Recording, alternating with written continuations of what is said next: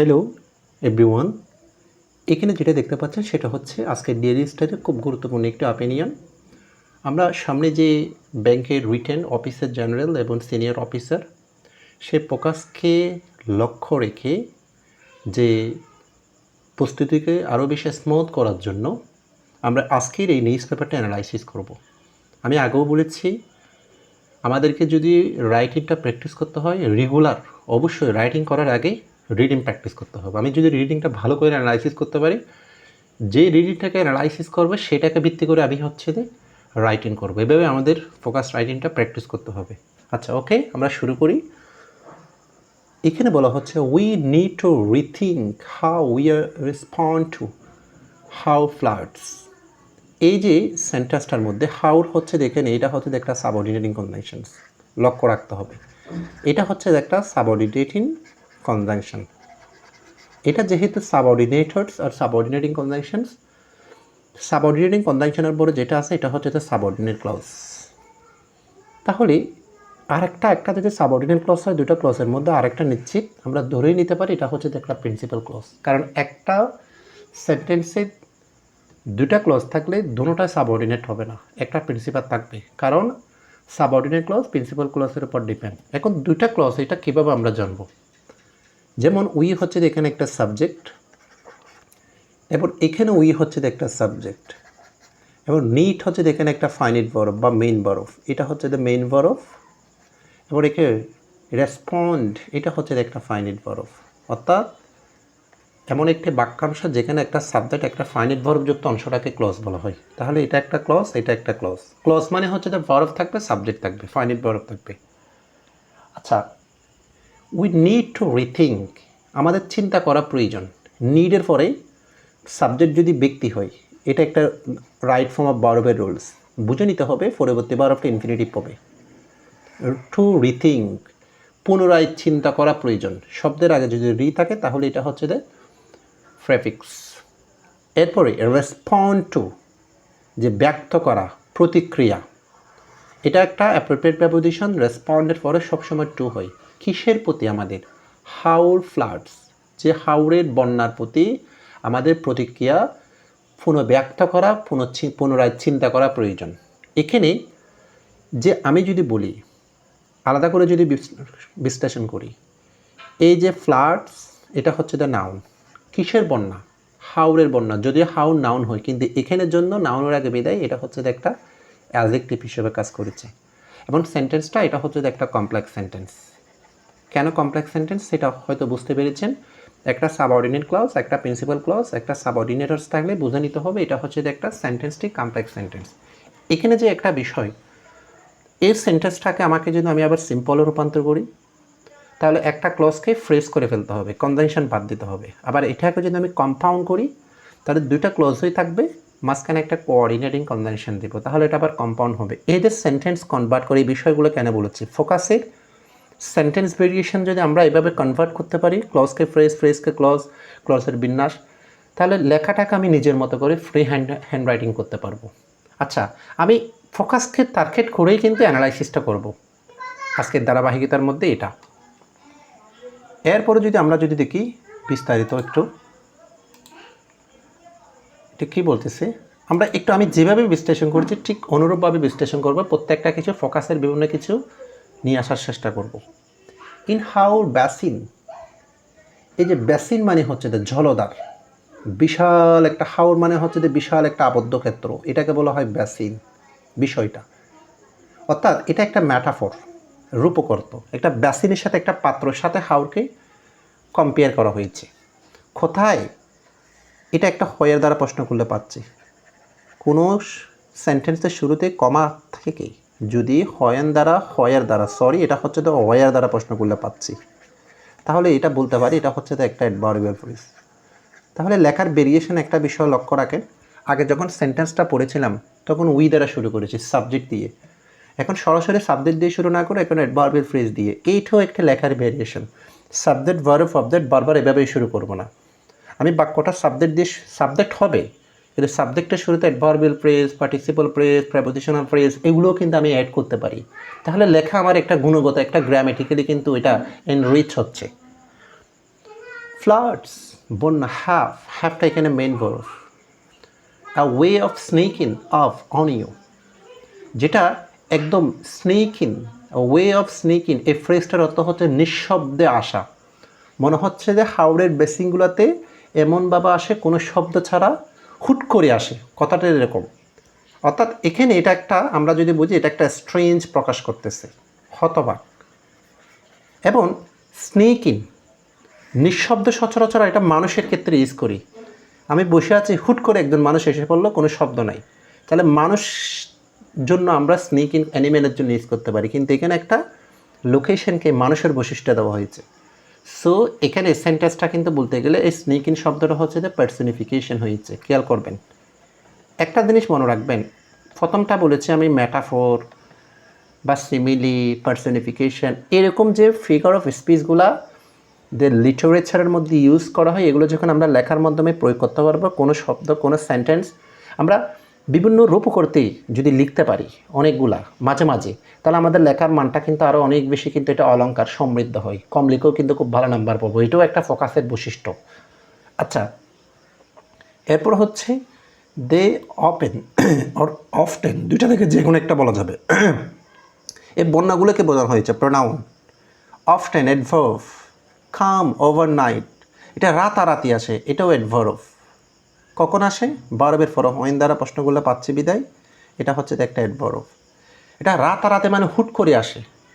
With sudden currents, হঠাৎ স্রোত। That একটা সাবঅর্ডিনেটিং কনজাংশন। তাহলে দে থেকে শুরু করে কারেন্টস পর্যন্ত হচ্ছে একটা principal clause. That fully submerge ripen in ferry, এই যে সাবমার্জ হচ্ছে এখানে ফাইনাইট ভার্ব বা মেইন ভার্ব, ফুলি এখানে অ্যাডভার্ব। সাবমার্জ মানে যেটা ডুবে যাওয়া, যেটা ফাঁকা ধান ডুবে গিয়েছে, এই যে, তাহলে এটা যদি ভার্ব হয়, এটাও একটা ভার্ব, কিন্তু এটা non finite verb. Turn in, এটাও একটা নন ফাইনাইট ভার্ব। তাহলে খেয়াল করেন এই অংশটা যদি আমরা দেখি, এটাও একটা মানে আমার লেখার একটা অন্যতম একটি মানে নিয়ম গ্রামারের মধ্যে আমাকে লক্ষ্য রাখতে হবে। যখন একটা সেন্টেন্স তৈরি করব, এখানে 1 2 3 তিনটা ভার্ব, একটা ক্লজে একটা সিম্পল সেন্টেন্সে যদি একাধিক ভার্ব থাকে, প্রথমটা ফাইনাইট ভার্ব, বাকি সবগুলো হচ্ছে নন ফাইনাইট ভার্ব। বেশিরভাগ ক্ষেত্রে ভার্ব প্লাস আইএনজি হয়েছে। তাহলে দেখো, এটাও ভার্ব প্লাস আইএনজি, এটাও ভার্ব প্লাস আইএনজি হয়েছে। টার্ন ইন হারভেস্ট, যে ফসলকে টার্ন ইন, এটা একটা অ্যাপ্রোপ্রিয়েট প্রেপোজিশন, রূপান্তর করেছে। আর রেস আগেইনস্ট রট মানে পচন, মানে যে হঠাৎ বৃষ্টি হয়েছে রাতারাতি, যেটি পাকা ধানকে নিমজ্জিত করেছে, ডুবিয়েছে, এবং সেই ফসলগুলি মনে হচ্ছে একটা পচনের একটা প্রতিযোগিতায় নেমেছে। এই যে রেসের সাথে, রেস হচ্ছে যে মানুষকে রানের নাউন হচ্ছে দ্য রেস, রান ভার্ব। এটা আমরা সচরাচর কম্পিটিশন, রান ইন কম্পিটিশন, যেটা মানুষের ক্ষেত্রে ইউজ করি, কিন্তু এখন সেটা সেই মানুষের কম্পিটিশনের সাথে, রান ইন কম্পিটিশনের সাথে হচ্ছে এই যে পছলের পছন সাথে কম্পেয়ার করে বলা হচ্ছে, মানে খুব দ্রুত গতিতে এইভাবে। তাহলে এটাও একটা ম্যাটাফোর, আমি বলতে পারি এটাও হচ্ছে যে একটা ম্যাটাফোর। দেখেন, নিউজ পেপার যদি আমরা ধারাবাহিকভাবে রিডিংটা প্র্যাকটিস করি, আমি কিন্তু গুণগত লেখা যে গুণগতভাবে তৈরি করার কিন্তু একটা টেকনিক এখান থেকে আমরা প্র্যাকটিস করে নিতে পারি। আমি রিড করলে না, সেটা কিন্তু রাইট করতে হবে, সেভাবেই লিখতে হবে, সেটা বুঝতে পারবো। এই জন্য আমি ধারাবাহিকভাবে কিন্তু একদম যে ব্যাংকের রিটার্ন পরীক্ষা হওয়ার আগ পর্যন্ত ধারাবাহিকভাবে ক্লাস দিব। এমন রেগুলার আমার সাথে থাকুন এবং আমার প্রোফাইলটা ফলো করুন, আমার চ্যানেলটি সাবস্ক্রাইব করুন। প্রতিদিন এই ক্লাসটা একটা করে আমি যে ক্লাসটা দেবো সেটা করুন, এবং নিজে ফুলটা পড়ুন, এবং নিজের মতো করে আবার এটাকে সামারি করুন, প্রিসাইজ করুন, এটার মধ্যে ট্রান্সলেশন করুন, অনেক কিছু করুন। আপনার ফোকাসের জন্য মোটামুটি অনেক কিছু কিন্তু আগায় যাবেন। আচ্ছা, যাই হোক, তাহলে এরপর হচ্ছে in late April and all the May, আবার একটা অ্যাডভার্বিয়াল ফ্রেজ। আগের অ্যাডভার্বিয়াল ফ্রেজ হয়ের দ্বারা, এখন অ্যাডভার্বিয়াল ফ্রেজ হচ্ছে তো হয়েন দ্বারা। তাহলে হয়েন দ্বারা, ওয়াইয়ের দ্বারা প্রশ্ন করলে যেমন অ্যাডভার্বিয়াল ফ্রেজ, হয়েন দ্বারা প্রশ্ন করলেও সেটা হচ্ছে যে অ্যাডভার্বিয়াল ফ্রেজ। এই যে আবার এপ্রিলের শেষের দিকে লেট এপ্রিল, লেট এখানে অ্যাডজেক্টিভ। আর্লি মে শুরুর দিকে, আর্লিও কিন্তু এখানে অ্যাডজেক্টিভ। কন্টিনিউয়াস রেইন, যে ধারাবাহিক বৃষ্টি, অ্যান্ড হিল রান অফ, এখানে রান আমরা জানি ভার্ব, তবে রান আর অফ মিলে এটা হচ্ছে একটা কি, যেটা হচ্ছে এটা একটা নাউন হয়েছে।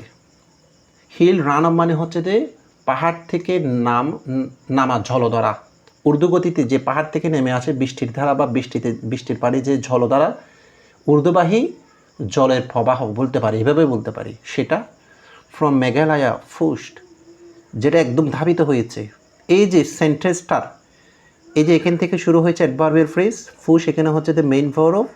ফুস যদি মেইন ভার্ব হয় ধরে নিতে পারি continuous rain hill run off from Meghalaya, এটা হচ্ছে যে সাবজেক্ট। এখানে আবার কিন্তু একটা জিনিস আইডেন্টিফিকেশন করতে ভুল করবেন না, সেটা হচ্ছে যেমন ফুল যদি মেইন ভার্ব বা ফাইনিট ভার্ব হয়, ফাইনিট ভার্বের আগে সাবজেক্ট, তাহলে ফাইনিট ভার্বের আগে যদি সাবজেক্ট হয় ফুলটাই তো সাবজেক্ট।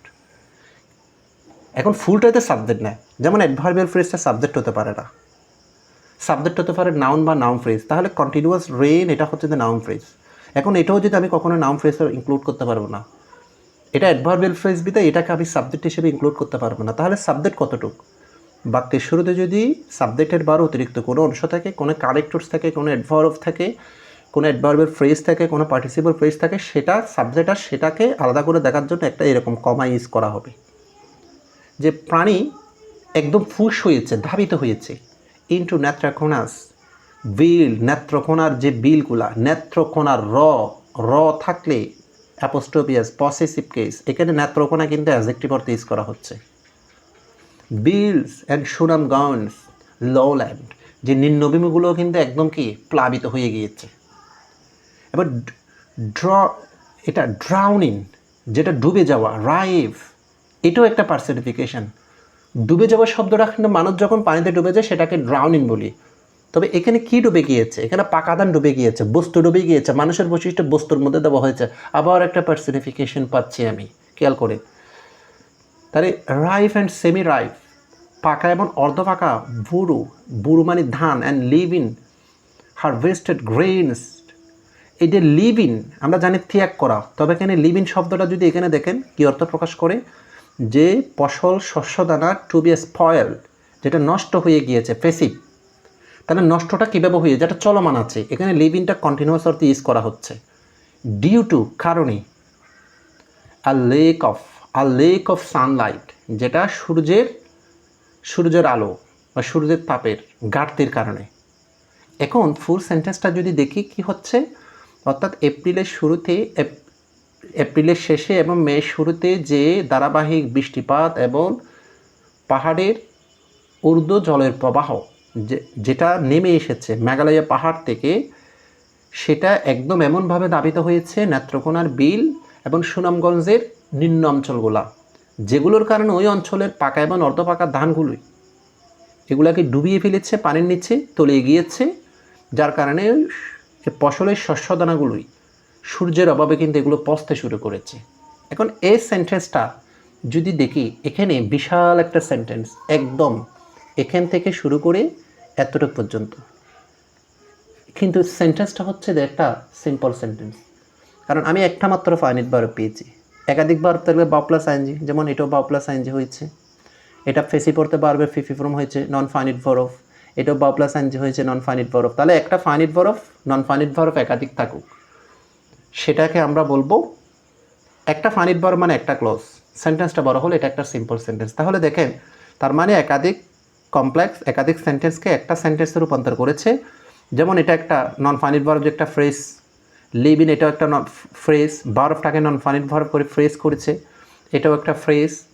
তার মানে অনেকগুলো সেন্টেন্স ফাইনিট ভার্বযুক্ত অংশটাকে আমি ফ্রেজে রূপান্তর করার জন্য ওই ফাইনিট ভার্বটা আমাকে নন ফাইনিটে রূপান্তর করলে, তাহলে অনেকগুলো সেন্টেন্সকে আমরা এইভাবে ফ্রেজে রূপান্তর করলে গুচ্ছবদ্ধ করে দিতে পারি, একটা সেন্টেন্সে রূপান্তর করতে পারি। এই যে এটা একটা প্রেসাইজ রাইটিং বা সামারি রাইটিং, মানে অনেকগুলো কিছু কথাকে একদম সংক্ষেপে বলার জন্য, কিন্তু এটা একটা হচ্ছে যে রাইটিংয়ের স্ট্র্যাটেজি। এরপরে বলা হচ্ছে কি, হোয়াট ফলোড লেটার, পরবর্তীতে ওয়াজ এ ব্রুটাল অ্যারিথমেটিক, মানে এটা যদি হিসাব করি এটা একটা মানে খুব নিষ্ঠুর একটা পাটিগণিত। কথাটা কিন্তু খুব চমৎকার একটা কথা। তাহলে এখানে এই যে ক্ষতির যে বিষয়টা, ফসলের ডুবে যাওয়া, এটাকে অ্যারিথমেটিকের সাথে, মানে বিশাল অঙ্কের, এটাও একটা ম্যাটাফোর অ্যারিথমেটিকের সাথে, এবং এটা একটা আবার ব্রুটাল, ব্রুটাল হচ্ছে এটা খুব একদম হাইপার করে বলেছে, এটা আবার হাইফার বলেও বলতে পারি, কিন্তু কথাটা যখন বাড়িয়ে বলবো তখন এটাকে আমরা বলবো হাইফারবল। এখানে ছোট্ট একটা সেন্টেন্স, আবার এটা কমপ্লেক্স সেন্টেন্স। কীরকম? হোয়াট এখানে কিন্তু কি সাবঅর্ডিনেটিং কনজাংশন, ফলোড এটা হচ্ছে দ্য মেইন ভার্ব, এবং ওয়াজ এটা হচ্ছে একটা ফাইনাইট ভার্ব। অর্থাৎ ফাইনাইট ভার্ব দুইটা ফাইনাইট ভার্ব মানে দুইটা ক্লোজ। অর্থাৎ হোয়াট ফলোড লেটার এটা হচ্ছে যে সাবঅর্ডিনেট ক্লোজ, এবং সাবঅর্ডিনেট ক্লোজের মধ্যে এই যে সাবঅর্ডিনেট ক্লোজ আর একটা ক্লজে ফাইনাইট ভার্বের আগে বিদায় এই অংশটা লেটার পর্যন্ত এটা একটা নাউন ক্লোজ। তাহলে বোঝা যাচ্ছে যে হোয়াট ফলোড লেটার এটা হচ্ছে একটা নাউন ক্লোজ, এটা একটা সাবজেক্ট। তাহলে বোঝা যাচ্ছে যে সাবজেক্ট একটা ওয়ার্ড হতে পারে, একটা ফ্রেজ হতে পারে, একটা ক্লজও হতে পারে। যেখানে এক একটা সেন্টেন্স এক একভাবে, এক একটা সাবজেক্ট এক একভাবে কিন্তু গঠন হয়েছে। এটাও একটা ফোকাসের অন্যতম একটি লেখার ভ্যারিয়েশনের বৈশিষ্ট্য। যেমন কী কী বলেছে, ব্যাখ্যা দিয়েছে সেমিক্লনের মাধ্যমে। Labourers refuse to work in deep water, রিফিউজের পরে টু হয়, এটা ইনফিনিটিভ। শ্রমিকরা কাজ করতে গভীর পানিতে, কিন্তু তারা তো খুব বড় সমস্যা, কেউ কাজ করতে চায় না, যে ধানগুলো উঠিয়ে নেওয়ার প্রত্যাখ্যান করেছে। Machines could not operate in water lock fields, এই যে কুড নট, মেশিন কিন্তু কাজ করতে পারে না, চালাইতে পারে না ওয়াটার লক, জলবদ্ধ এই পানিতে। ওয়াটার লক এখানে কিন্তু first participle. And whatever could be salvage, salvage মানে রেস্কিউ, রেস্কিউ মানে উদ্ধার করা। এই যে হোয়াট এভার যেটা কিন্তু উদ্ধার করা হতে পারে, ফেসিভ অংশ। এই যে আবার একটা নাউন ক্লোজ, এটা হ্যাড টু হচ্ছে যে মডেল ভার্ব, ফাইনাইট ভার্ব। এমন হ্যাড টু মডেল ভার্বে দেয়, টু হ্যাভ ভার্বের পরে টু যুক্ত হলে এটা মডেল ভার্ব। মডেল ভার্বের বি আবার ফেসিভ। ড্রাইড যতটুকু শুকিয়ে যাও, কুইকলি আর সল্ড ওয়েট, বা এটা শুকিয়ে গিয়ে যতটুক, ওয়েট মানে বীজা, যে বীজাটা আর্দ্রতাটা বিক্রি করা হবে একটা ডিসকাউন্ট প্রাইস, যেটা হচ্ছে যে খুব কম মূল্যে বিক্রি করতে হচ্ছে। দ্যাট মিনস এমন সমস্যা হয়ে গিয়েছে। সমস্যাটা কি কি? শ্রমিকরা এই পানিতে কাজ করতে তারা ইচ্ছুক না, মেশিন সঠিকভাবে কাজ করে না, এবং যতটুকু উদ্ধার করা যাচ্ছে, যা শুকিয়ে যাচ্ছে খুব দ্রুত, তা খুব ভিজা, সেটাও যদি আবার ব্যস্ত হয়, তাদেরকে খুব কম দামে ডিসকাউন্ট প্রাইসে বিক্রি করতে হচ্ছে। তার মানে যে একদম মরার ওপর খড়ের গা, জ্বালার ওপর জ্বালা, তারা এমনিও শেষ, এমনিও শেষ, কথাটা এভাবে বলা হচ্ছে। এখানে একটা আমরা গ্রামার স্ট্রাকচার শিখতে পারি। এই যে লেবারার রিফিউজ টু, এটা একটা main clause. Machine could not operate, এটা একটা মেইন ক্লজ, এবং এটাও একটা মেইন ক্লজ, কারণ এখানে একটা কি আছে, কোঅর্ডিনেটিং কনজাংশন আছে। অর্থাৎ ক্লজ ক্লজ ক্লজ, এটা একটা প্যারালাল স্ট্রাকচার। প্রিয় শিক্ষার্থীবৃন্দু, বাকি অংশটা এই কলামটা, এটা আপনারা যদি দেখেন নেটের মধ্যে পাবেন। আমি যেভাবে কিন্তু অ্যানালাইসিস করেছি, বাকি অংশটা আপনারা এভাবে অ্যানালাইসিস করেন। অ্যানালাইসিস করে আবার নিজেই কিন্তু লেখার চেষ্টা করুন, এবং গুরুত্বপূর্ণ ওয়ার্ডগুলো আপনি সংরক্ষণ করুন, নির্ধারণ করুন, এবং বারবার পড়ুন। এরপর আপনি যে লেখার চেষ্টা করেন। আমি ইনশাআল্লাহ নেক্সট আর একটা টপিকে আবার একটা নিউজ পেপার অ্যানালাইসিস আপনাদের সাথে দেখা হবে। ধন্যবাদ, সবাই ভালো থাকবেন।